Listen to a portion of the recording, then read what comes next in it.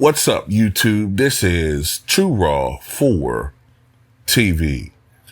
Well, the Los Angeles Lakers have just proven that they are led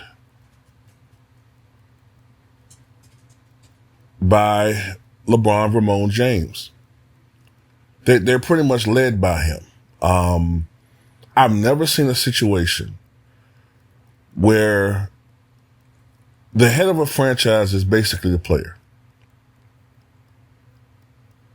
I mean, we already saw within the span of the last 6 months, we saw a very unprincipled, spoiled, rotten, entitled, petulant, petty, arrogant man-child be completely insubordinate to his head coach. I mean, it's funny. When Ime Udoka was accused of what he did, and he did do it, which is having an affair on his girlfriend, longtime girlfriend, Nia Long, everyone always kept talking about his rank as a head coach. Well, you know, he ranks higher than her because he's the head coach and she's just a mere executive. Right? So, okay, since coach is supposed to get this much respect, why isn't there more criticism? Why wasn't there more criticism of Lebron James being insubordinate to his head coach? Then all of a sudden, well, he's just a figurehead coach. See how people want to believe what they want to believe when a situation suits their agenda? People are full of absolute iguana excrement. Iguana excrement, which is what crypto smells like right now. A fetid, festering film of feces all over the court. As JJ Redick is now the head coach on a 4-year deal, which they won't, for some reason, put out the money. They won't put the money out that he allegedly, not allegedly, but the money, deal. They just say it's a 4-year deal. This is a guy that in 3 years, less than 3 years, has gone from being an NBA player to retiring, to being an NBA analyst on ESPN, to being on the top team now. I'm telling you, the number one team.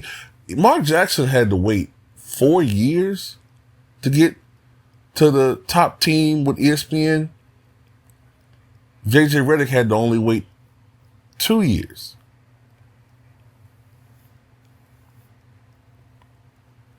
And then he's doing a podcast with the face of the Lakers. Now all of a sudden he's the head coach of the Lakers with no prior coaching experience in high school, collegiate, or the pros. A podcaster. That's his background. That's his qualification at this point. A podcaster. We're all right. Well, Laker fans, you know, it is what it is, man. But real Laker fans, I feel sorry for you guys right now, because this is what's going to happen, right? Now, everybody's not going to agree with me on this, but I'm already seeing stuff.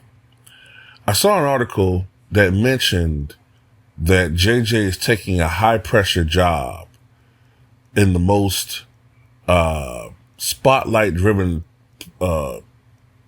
coaching position in the NBA with championship expectations while coaching LeBron James, who's in the last phase of his career. So already they're trying to paint a picture for you to be sympathetic with JJ Redick if things don't go right. Meanwhile, Darvin Ham, from the beginnings of his career as the head coach of the Lakers, it was already called for him to be fired. If you think that I'm merciless now on anything LeBron related, let things go badly and see You better subscribe to the Patreon. And by the way, I had a lot of people, not a lot of people, but I had a couple of people I had to block recently, right? And it's always people that never donate, never write anything positive, miserable people in their personal lives. Just miserable. Probably ain't got no girlfriend, or relationships. Never been in a real relationship. Everybody hates them. Saying family don't mess with them because they full of crap. Just miserable people. You know what I'm saying?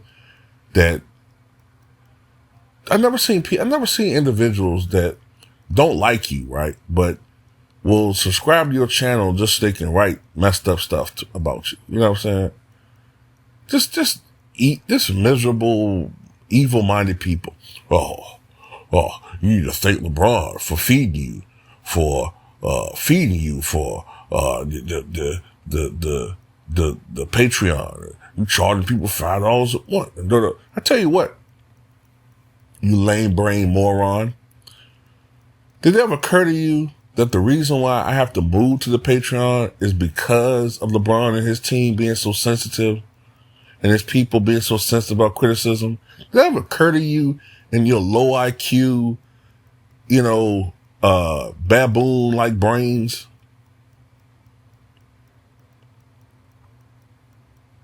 Nah, it doesn't, But anyway, I don't know what to say. I really don't know what else to say in this situation, man.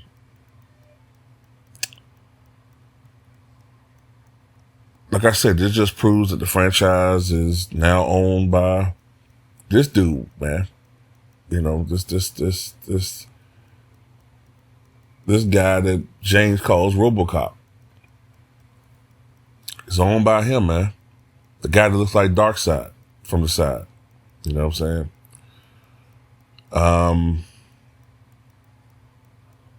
It's amazing, man. Jerry Buss took that organization from what was at the time a low point in the mid to late 70s when they were under Jack Kent Cooke. He purchased that team from Jack Kent Cooke in 1978-79 and turned them into a powerhouse. He was an innovator. And his spoiled, rotten daughter, his daughter with the body count of Wilt Chamberlain, took the reins of that franchise and made it into a joke, turned it into a joke. But she'll never get any criticism because, she checks off certain points, She gets built-in criticism-free press because, hey, she's we know the deal. Michael Jordan didn't have any talent on his team. He got criticized all the time. As if he can go out there on the basketball court and play.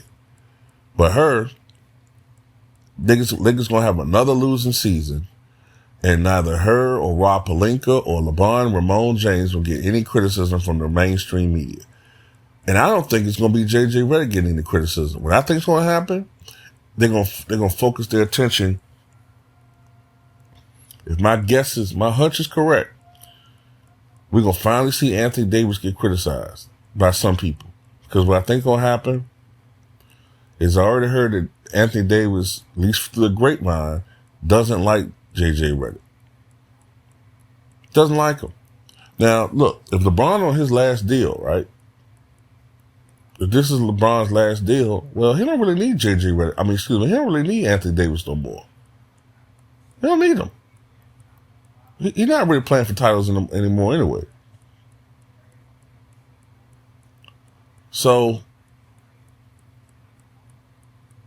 if Anthony Davis doesn't ask for a trade, then what's going to happen is, whether he signed the clutch or not, because remember Darvin Ham was signed the clutch, Anthony Davis is going to voice his frustrations. LeBron going to call his people. Rich Paul going to make those moves.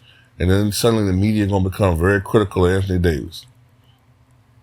As if he didn't come to that franchise and help deliver a weak-ass Mickey Mouse bubble title 4 years ago. And then we're going to clearly see, at least everybody is going to finally see, except for his most delusional fans, that that man is the epitome of a soulless, merciless, unscrupulous master manipulator, almost an egomaniacal villain of cartoonish movie proportions. But at least that's my story, at least sticking with it. Tell me what you guys think.